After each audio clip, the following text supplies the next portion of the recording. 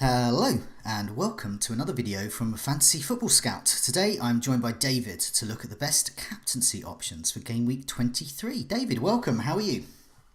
Yeah, very good. Thanks. Had a pretty decent game week. My captain came in again, so I've got Yeah. some kind of mixed feelings because obviously Salah got me some points, but last week we were bigging up Aubameyang, and I was very scared that he was going to go nuclear against West Ham, and just the opposite happened. And West Ham were incredible defensively. Arsenal were terrible offensively, completely bucking the trends in both directions. And it's always a shame when the guy we pick out to be a captain kind of flops, even if he wasn't in my team.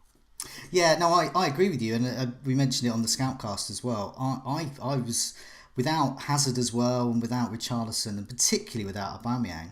I just thought I'm in for a shocker of a week, and that didn't happen, thankfully for me. But yeah, no, I was surprised, but it shows that there's still some twists and turns left in the season.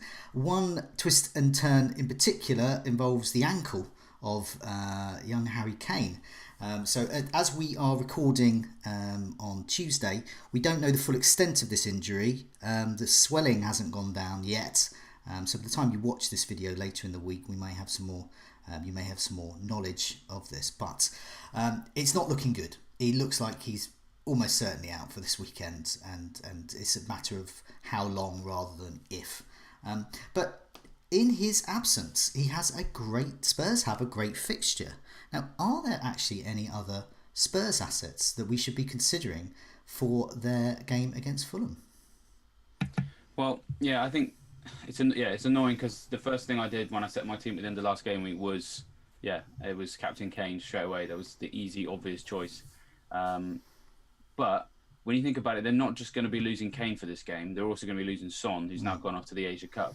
And my initial reaction to them losing both of those players is, I'm not so sure that they'll be as good as they have been. And of course, the other thing is that a lot of the other alternatives, so Ericsson, Ali, Moore, I think has got a bit of an injury as well.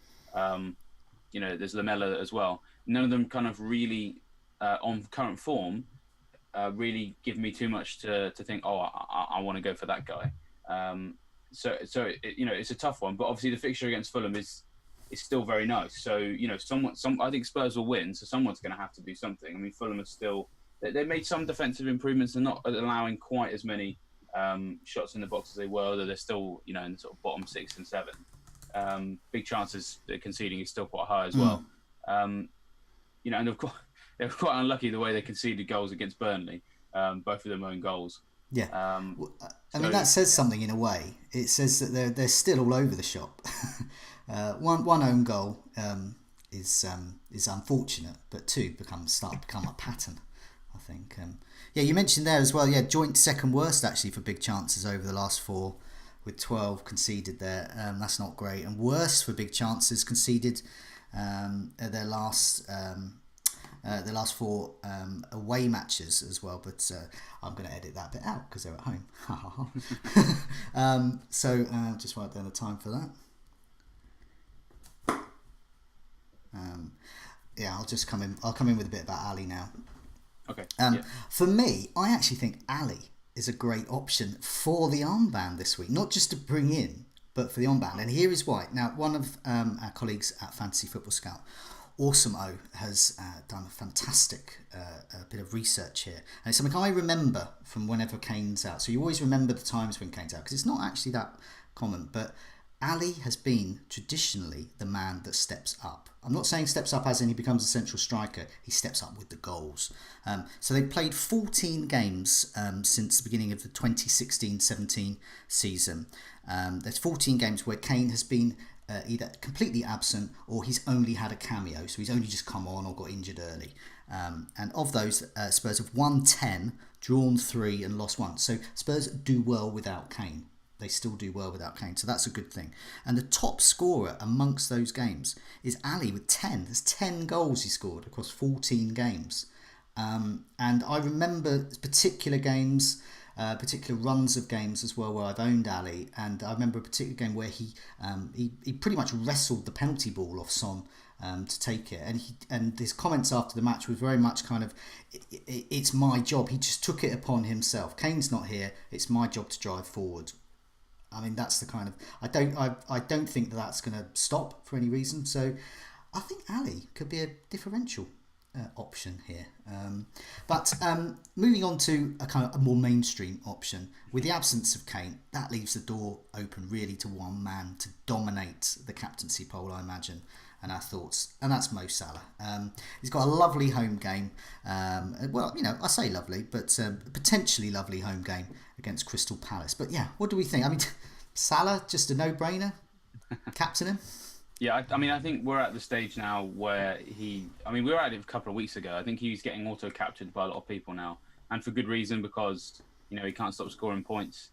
I think looking at my squad, for example, I think he's going to have to be my captain in the absence of Kane, depending on who I replace Kane with, which is TBC at this point. But, you know, I'm currently looking at my squad. It kind of feels like the obvious choice, and that will be the same for most people. Sort of going into a bit more detail. I get you're hesitant. You're a bit hesitant there to say it was a lovely home fixture against Palace. I mean, it's a lovely home fixture for me. Is like a Fulham or, you know, a Huddersfield or something like that. Palace, I'm kind of, I don't know. I never really know what to expect from them, because they are capable of keeping things quite tight. Yeah. You know, with Saka and Tompkins, they've been quite good as a centre back pairing this year. I know obviously they conceded twice at home to Watford. But Watford seem to be one of these teams that like to sort of coupon bust away from home, and they seem to thrive off being kind of written off. So I'm actually not surprised that they scored against Palace. But I still think that Palace's defence is good enough to go to Anfield and just kind of sit there and just make it difficult for them. I mean, they did that to Man City, so, you know, why can't they do that to Liverpool, I suppose, is the question to ask. I mean, looking at what Palace are like in away matches, obviously they're better off normally at home. Only Liverpool and Chelsea have better home defensive records than Palace. But I was just looking at the last 4 away matches for Palace. Goal attempts in the box conceded is 30, which is, you know, very much in the top half. You know, it's nowhere near the likes of Cardiff, who conceded 53 over the last 4 away matches. Watford 48, Man United 45. So, you know, they're a long way from being a team that are set for a thrashing. But definitely. Obviously, the flip side, of course, is that Liverpool are very dominant at home. It's just, can they break through that? And then on Salah himself, I mean, we did an article earlier this week about how we've started to notice that actually, well, the last 3 goals he scored have all been penalties. Yes. And of course, in that game against Brighton, that was very tight as well, because Brighton have been, as we mentioned last week and as we expected, that was a very tight game, because Brighton have really kept the shot count down at home. Big chances conceded was very good as well, because they hadn't conceded very many. So, and then in that game, Salah's expected goals was 0.46, which is you know, it's not awful, but, you know, it's still less than 1 goal. And that's when you take away the penalty, I should say. It's when you take away the penalty. So while penalties, that's great. You know, when someone's on penalties, that's fantastic. But let's say Milner comes back into the team, maybe he comes off penalties. Obviously, he's won those 3 penalties, so we have to credit him for that, because even if he wasn't taking those 3 penalties, he would have got assist points for them. But it worries me a little bit that he's relying so much on those spot kicks, when, you know, what you really want to see is someone who doesn't need to be fouled to get some points. Like, you know, he can score from open play anyway. And I'm sure that this little run will come to an end, and he will start doing, you know, bits in open play again. But it's another one of those weeks where I captained Salah because I had to last week, because he kind of felt like the best I could really muster, and it kind of feels like the same again. Like it's not quite clear cut this week. As in, I'm going to have to do it, but I'm not going, oh, I think he's going to bag a hat trick. I think the best I can hope for is probably a goal or an assist. Yeah, no, I agree. I mean, my default captain was actually Kane this week. I just thought he had a better fixture. I thought Kane away, Spurs away, they're great. Yeah, I mean, it's the same here, yeah. They're great away, and I just thought he had the edge over Salah. What my crumbs of comfort, though, so for those that are going Salah, and it'll be a hell of a lot of people, is that, yes, Palace beat City on the road, but they still conceded twice. Okay, that's pretty good. So they also conceded 3 times recently on the road to West Ham, Chelsea and Brighton. So they definitely leaky on the road. They definitely have the potential to concede two or 3 goals. But yeah, I mean, there is a slight hesitancy. I can see, I think there's going to be goals in this. I feel not as confident as if I was captaining Kane, but I feel quite confident. But here's another name, Firmino. Now, I think Firmino could do well in this game as well. So last 4 home matches, only amongst all players, this is only Mitrovic has had more shots than Firmino over that period. Last 4 home matches, and he of course scored a hat-trick against Arsenal. And his shot in the box rate is 1 every 23 minutes over that stretch, which is really good. And only Aubameyang and Mitrovic have a better rate there. So that, I actually think that Firmino could be another option for, if there's anyone still out there without Salah and doesn't want to captain him. Firmino is an alternative that is worth mentioning. But what do we think about Mane as well? So I know he's not as a popular option as well, but do we think that am I right in saying that he'll be facing Wan-Bissaka, who is the annihilator of wingers so far this season? Is that right? He'll be facing him. So do we think Mane just no go? Yeah, possibly. I'm just gonna. I don't know if you can hear that. Okay, that's fine. I've got yeah, I'm just gonna wait till it passes. It sounds like we've reached a stage where the shampoo has been applied. Okay, and right, yeah, that's fine. That's fine. We can take. My daughter hates getting it in her eye, so That's fine. I don't want to go I up can and tell really her hear to be it. quiet because she hates it, but she's trying to break out now. I literally hate that my room is under the bathroom because it's like Yeah. the flooring is very thin, Yeah. and it's literally just like a layer of laminate across the floorboard. So Yeah. everything that happens up there, it's like it's happening in here. That's And all right. I mean, the these are all really neat and tidy edits because I've just marked it down. And I can Oh, just that's mark good. it. Yeah, well, I figured that it was handy that she started blowing up whilst you were about to ask me a question, because Yeah, then yeah. I can just answer it when she's been. Yeah. So this is. Am I? By the way, am I right? Because I sometimes get my left and right. Oh yeah. Manny's on the left and Yeah. Wan-Bissaka on the Yeah, right. yeah. Although, while we're not actually recording, or rather, you're gonna Yeah, edit this yeah. out. Sorry. Interestingly enough, when I did the chances conceded again, Palace's weak flank is the right. I was really surprised by that. I thought it'd be Van Aanholt. But Palace have conceded more chances on their right than they have on their left, which is really weird. I'm not going to mention it on But the. But are they good chances? Because I've Yeah, got I a don't feeling know. that Wan-Bissaka is putting them off, and I think they're just. I think before they even get to Wan-Bissaka, they're just launching it in. Yeah, But possibly. of course it's not. It's rushed and it's Yeah, possible. possibly. That's something to. I need to go through and have a look again. So, which one I'm not going to discuss it on here. 'Cause No. Go all the way in, but I mean, partially, I reckon that it might be because start of the season, people kind of underestimated him and kind of went, "Well, we haven't heard of this guy, so Yeah. let's go down that side." And I think they have been playing with MacArthur as the right winger, Oh. who isn't really a winger, I don't think. Right. And on the left, they've had Schlupp, they've had Meyer, like they've had people who are actually left-sided midfielders. Yeah, so yeah. I think maybe they just think we've got a 20-year-old kid and a guy who's a centre mid playing on the right. Yeah. Let's stack them down there. So I don't know, or it might just be that they've just faced lots of teams who like. Okay, there's definitely a members article or something in Wan-Bissaka or cheap defenders or something in there because as far as I can tell, I think it's only Anderson that's got the better of him, and Anderson just pulled out a worldie in order to do that, like some kind of Coutinho type goal. I mean, yeah, he's having an incredible year. I mean, clearly he is doing something right because I mean that game against Watford, I mean, got 4 points out of that. And he didn't do anything. As in, I know. But I mean, I think that's because Palace's goal was an own goal with no assist, so there's no bonus added on for that. Then Cathcart then was the Watford's first goal scorer was already missing out from the fact that he could scored an own goal, and then Cleverley had only been on the pitch he was only on the pitch 20 minutes. So anyone who got goals couldn't get bonus really, and no one got bonus for clean sheets because there wasn't one. So it kind of makes sense, but it just it's a bit like Gross last year. It's like when they're getting bonus in a game when they didn't actually do anything fantasy wise, People get confused. Yeah. It just happened. There's anomalies. There's always anomalies. There used to be more because they tweaked the bonus point system when they introduced it. I think the year after they tweaked it, they changed it, and because there were worse incidents. Because also they had ones where loads of people were getting 1 bonus points, and there was I think it was a Palace match. It was a 0-0, and it was about 8 players all got bonus, and they were all rubbish. And people going, "What's going on here? This is."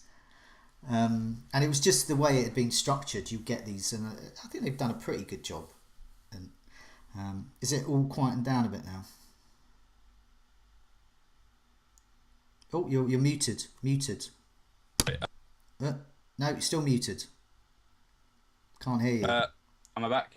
Yes, you're back now. Yeah. Cool. Yeah. Sorry, I didn't press the Okay. button properly. If anything, it sounds like it's got worse. So if it's all right, I'm just gonna go up and Okay. see if Yeah. I can help, like, end the situation nicely. Yeah. Okay. So I'll be as quick as I can.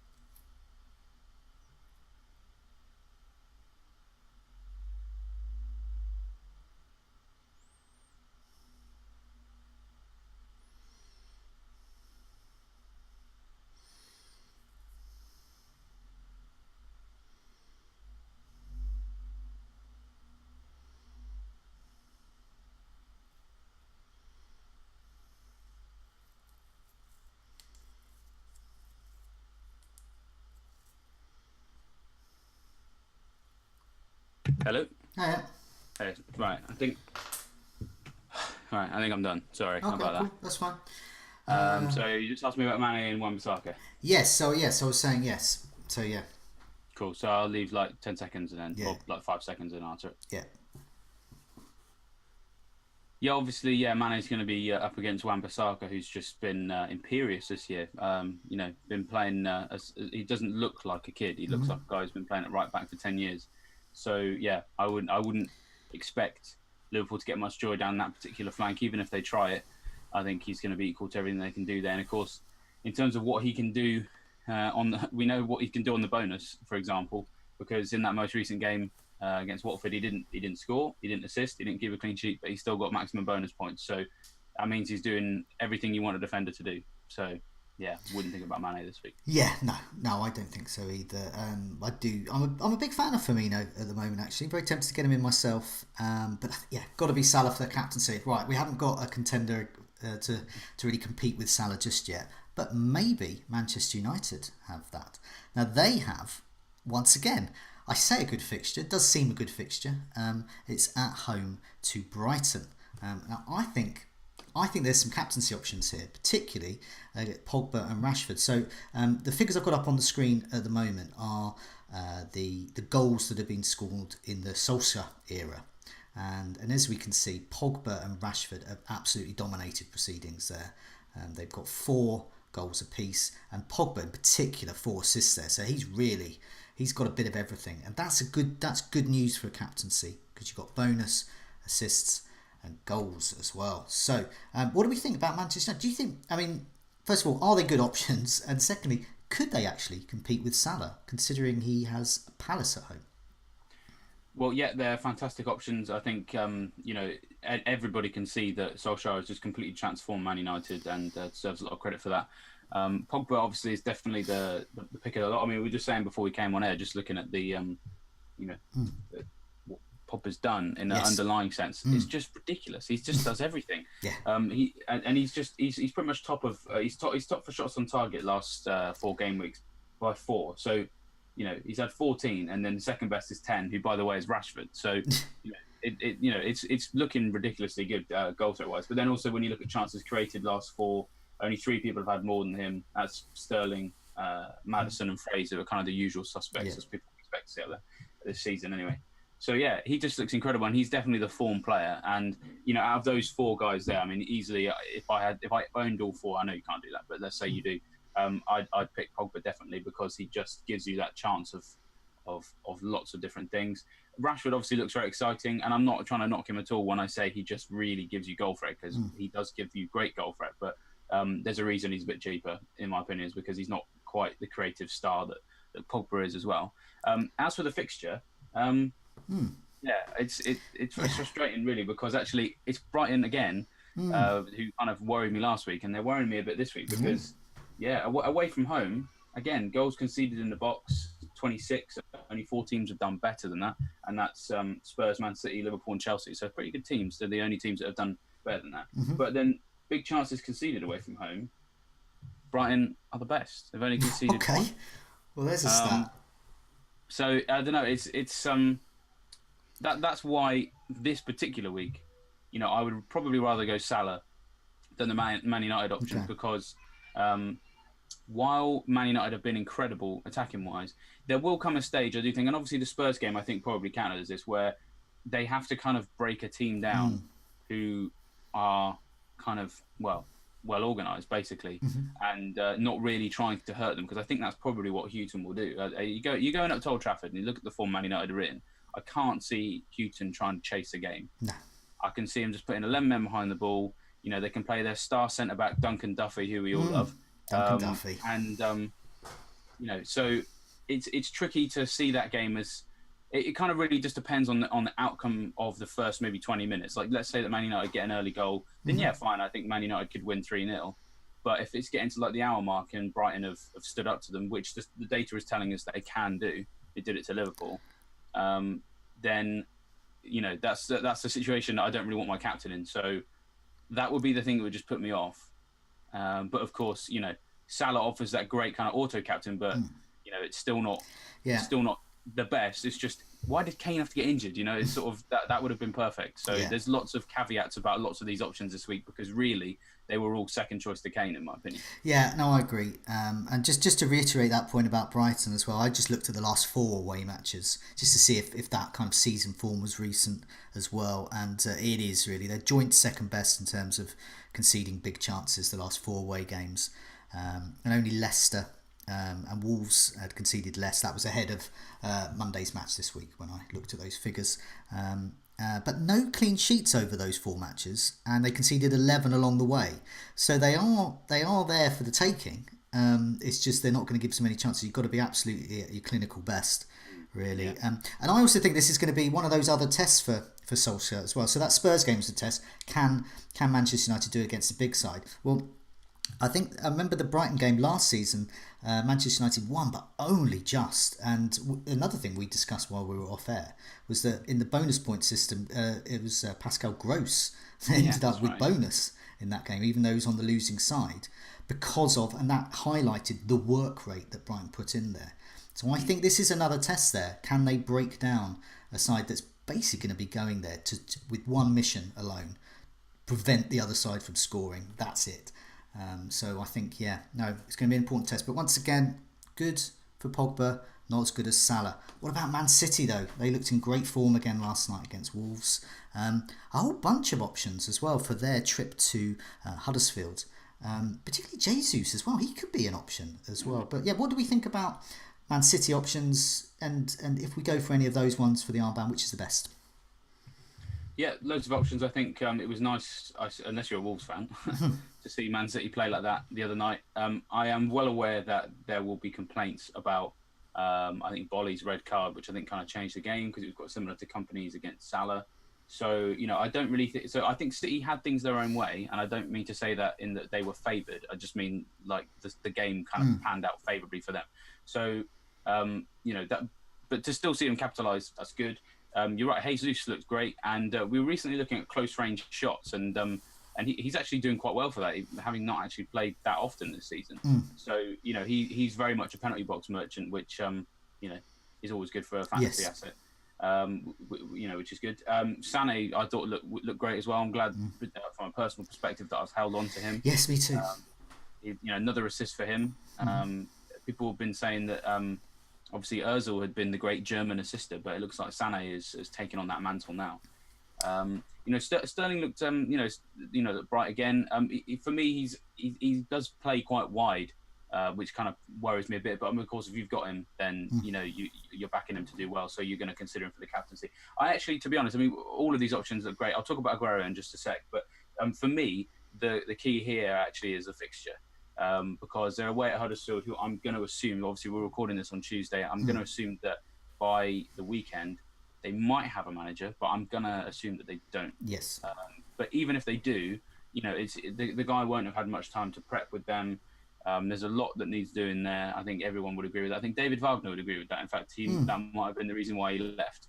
Yes. Because there is a lot of work to do. And so, just... That's borne out in the stats as well. Last 4 home matches, they're bottom of the pile for big chances conceded, 15. So I think the whole context of that game just kind of really, it's just going to be an easy routine 3 or 4-0 win for Man City because I just can't really see anything in the data or in the fact that they're going to be they're not going to be prepped for it that tells me that Huddersfield can stand up to them. But just the one thing on Aguero, because the thing that always worries me about him, especially this year, one of the reasons I sold him obviously was his injury, but I've been thinking about moving him on even before I moved him on. Because away from home, he's just not the same guy. So we sort of discussed this a little bit earlier on in the season, but just to kind of give people some updated stats on it. When you compare the two in the members area with the comparison tool, home versus away, if you penalty area touches per match goes from 6.9 down to 6.4, goal attempts goes from 4.2 to 3.1.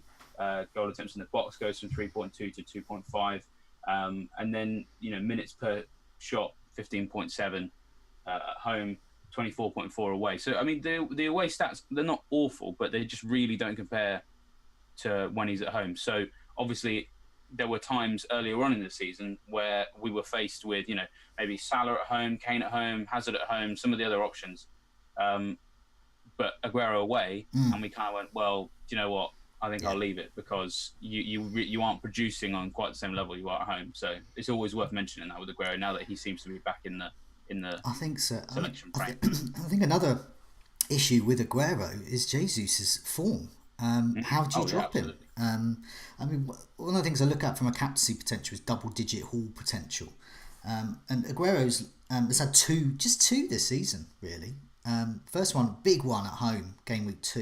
And the only other that was one, against Huddersfield, we should mention. it was against Huddersfield, but it was at home as well. As we mentioned, Yeah, home and yeah. away is different. And the last was in game week 11, whereas Jesus, he's had 2 as well, and significantly less minutes. But game week 17 and game week 22 that's just gone by. So he's got that recent explosive form.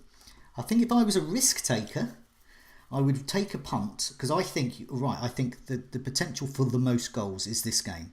I think Man City could absolutely hammer Huddersfield, and the risk there is that Jesus keeps his place and keeps Aguero out. And on current form, that would be the logical move. But of course, we're dealing with Pep roulette here as well. Another name I put out there. This perhaps not for the captaincy, but Mahrez actually appears to be the main away man. There. So when Pep rotation really strikes, Mahrez has scored 4 on the road there. So Aguero's just had 2.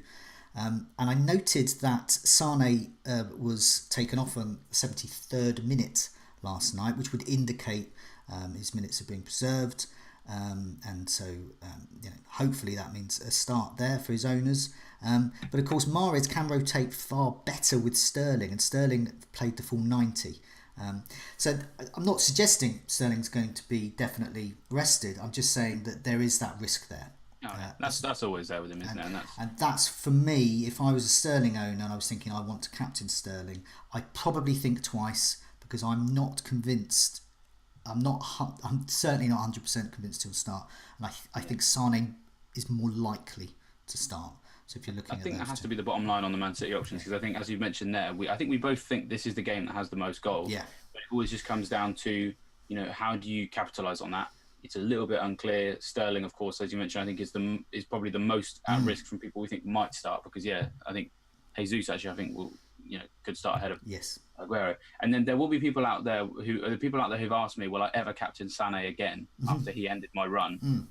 And the answer is maybe, but not away from home against Huddersfield when he could bench him. And of course Mendy possibly maybe coming back. So if it's a choice between Sané and Salah, then Salah hasn't hurt me this year as much as Sané did. So well, Sané is my vice captain this week, just in case something happens with Salah. I do think he is a good option this week because, as you said, I just think it's the most goal-alicious of these games.